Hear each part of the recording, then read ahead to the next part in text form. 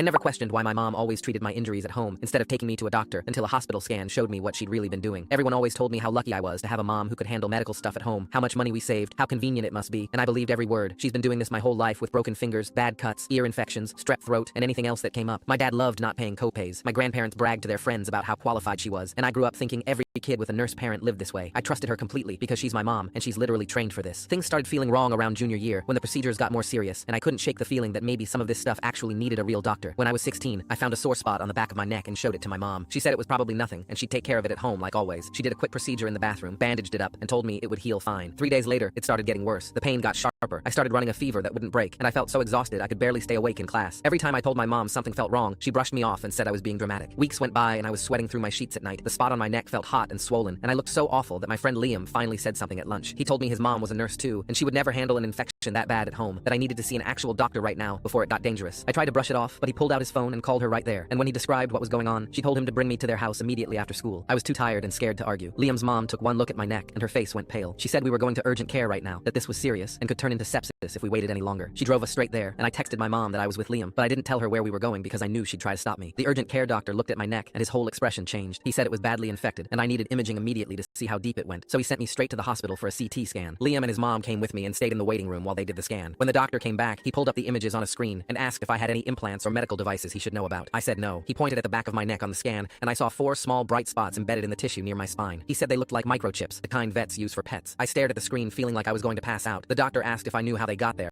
and I told him I had no clue, that my mom did a lot of medical stuff on me at home, but I'd never agreed to anything like this. He called Liam's mom into the room, and when she saw the scan, she looked like she might be sick. The doctor said he needed to call my parents, and I felt my heart drop. My mom showed up 20 minutes later, and the doctor asked her directly when the microchips were implanted. She didn't say anything. He asked again, and she finally muttered that she'd done it herself for practice because I was sedated during other treatments, and she needed to learn the procedure for work. The room went completely silent, and then the doctor said, "You used your own child as a practice dummy?" My mom just shrugged and said, "It's not like it hurt him." I felt my brain short circuit hearing her say that out loud like it was no big deal, like I was just some object she could use however she wanted. Liam's mom stood up and told my mom she was calling my dad, and that what she did was criminal, and my mom didn't even try to defend herself. The doctor told my mom to leave, and she walked out without even looking at me. He sat down and explained that what she did was assault, that practicing procedures on someone without consent was illegal no matter who you were, and that he had to report it. Liam's mom called my dad, and when he got there and found out what happened, he looked absolutely destroyed. He kept asking how he didn't know, and I told him I didn't know either, because she made it all seem so normal. I live with my dad now, and my mom's under investigation by the nursing board. They removed the microchips last month, and the surgeon said based on the scar tissue they'd been there since I was around 12 or 13. I keep finding out new things she did without telling me. Little scars I thought were accidents that were actually her practicing something. I see a real doctor now for everything, even when I stub my toe.